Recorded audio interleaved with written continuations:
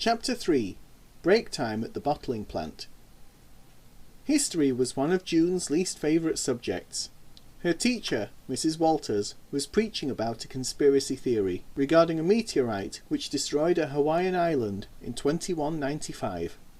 June would have preferred to have been in a geography lesson. It was useful to know where places were when it was possible for her to visit them in a flash. Even if she'd been learning about another exotic country, her worry about the Moss Side gang would still have left her staring at the clock, watching the seconds slowly tick by. When the bell finally rang to signal the end of the lesson, she was the first person to leave the room. She hastily made her way to the girls' toilets and locked herself into a cubicle. In another flash of purple light, June made her way to the roof of the abandoned brewery she had visited only the previous night. Among the skylights and the corroded pipework stood the tall mast with a trio of antennas branching from it. She looked over the edge of the roof and watched armed police with dogs guarding the entrances. Police tape adorned the rusty fences and gates. She looked through one of the ceiling windows. Dirt and dust clouded the inside of the glass, but she could just see the shape of a man cowering in the corner of the room. June looked through another window and saw 3 police officers approaching the door to the room. June wondered if this scared man was a member of the gang or one of their victims. She looked around and spotted a broken copper pipe protruding from the roof. With minimal effort, June was able to bend and twist a 2-foot length of pipe from the rest of the metal duct. With a single swift jab, she smashed one of the windows overlooking the room with the cowering man. He peered up to see what was happening, but the daylight was too bright for him to see clearly. "Who's there?" he shouted before covering his mouth. Before he could hide himself, the door handle started to turn. "Jump in!" shouted June as she created a disk of purple clouds an inch above the floor. The man looked at the portal, then to the door, and finally at the broken window. The armed police officers burst into the room, but they found no sign of anyone. James woke up. The last thing he remembered was jumping reluctantly into one of the feared purple lights. He felt something hard and round being pushed into his back. "Don't turn round. Don't even look over your shoulder," ordered June. She was holding one end of the narrow metal pipe against James' back. "Or I'll shoot." "Who are you?" begged James as he tried to work out where he was and how he had ended up there. "I'll ask the questions," she declared.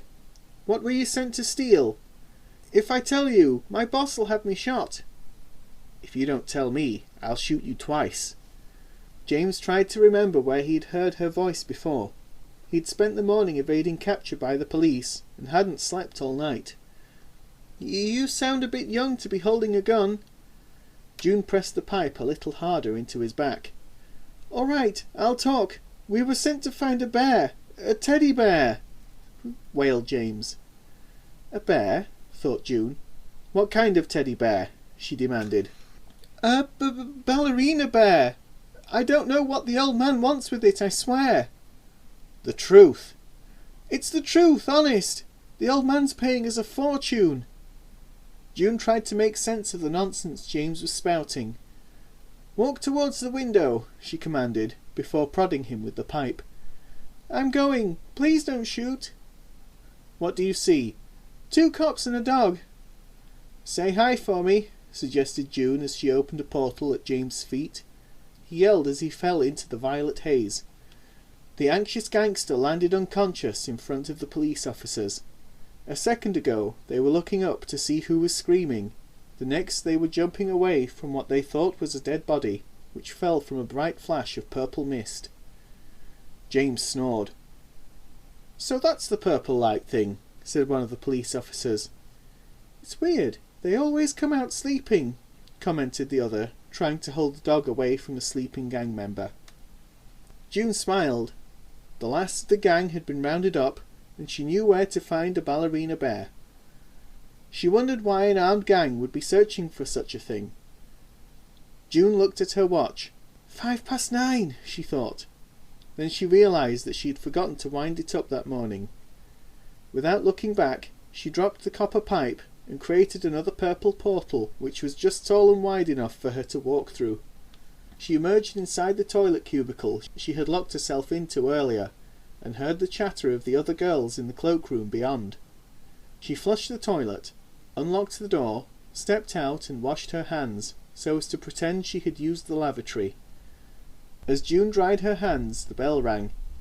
"Just one more hour, and I can figure out how to get that gang out of the way for good," she whispered to herself. At lunchtime, June arrived in her bedroom through a portal of purple mist. She had brought her packed lunch with her, intending to eat it as she reached under the bed and pulled out a box. June looked at the faded cardboard for a few seconds. The old box had been with her for years and hadn't seen the light of day since she had moved in with the Andersons a few months ago. Upon opening it, June saw many of her favourite toys from when she was much younger. Among them was the coveted ballerina bear.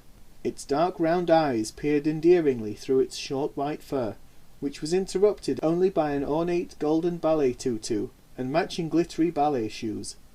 The scent of incense wafted from its fur, a fragrance which brought back memories of a happier time, before the break-ins, before she had met Simon. The glaziers were hard at work in the kitchen. They were making so much noise that none of them noticed June's joyful laughter.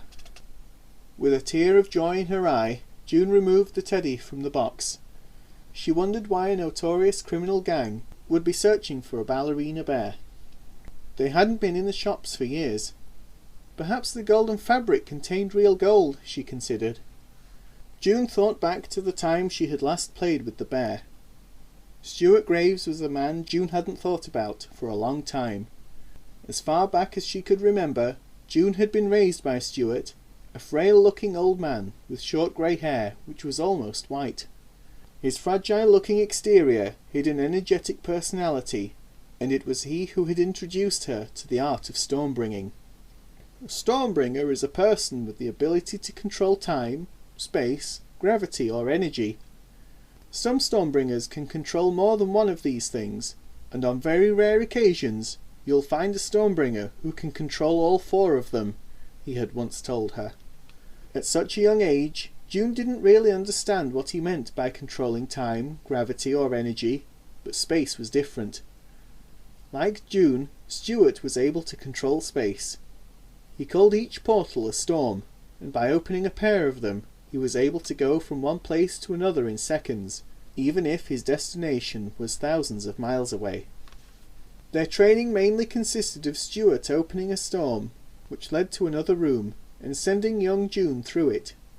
Her task was to return to him through a storm of her own. By the age of 4, June was able to open storms to any place she had already been. But with such amazing power, Stuart had also taught her discipline. June knew she was only allowed to open storms at home. Stuart once mentioned that if anybody saw the storms, they might take her away. She didn't know who they were, but she knew that she didn't want to meet them. June also remembered that Stuart used storms to run a package delivery service. He was able to deliver anything he could carry, in times so fast they astounded his customers. Stuart often took the ballerina bear with him, explaining that it would tell her all about where it had been when he returned. She recalled the terrible evening when Stuart had gone on a delivery trip, never to return. "Look after Mrs. Bear while I find out where I'm going," he requested as he examined a map. "I'll be back in a minute," he said before walking into a storm. The disk of purple mist closed behind him. June, only 5 years old, played with the bear while the minutes turned into hours. Night fell. After a meal of biscuits and milk, June tried to stay awake, hoping Stuart would return to tuck her in and read her a bedtime story. When she awoke the next morning on the living room armchair, she ran into his bedroom, hoping he had come back. Clutching the ballerina bear, she searched the house from top to bottom. When she realized he hadn't returned, June tried to call the police, hoping they would be able to find him. Instead of searching for him, the police took June to the station. Waiting for her was a cheerful-looking lady with a constant friendly smile. She talked to June as though she was her best friend. No amount of smiling from an unfamiliar person could console her. She was too upset to properly explain what had happened. After a few hours without making any progress, they brought June back to the house on Lomas Square. By now the residence had been broken into and ransacked, but nothing had been taken. The sight of the raided living room and broken window was too much for the distraught young child. Unable to find any answers, the police bundled some of June's belongings into a box before they took her away from the home she had loved so much.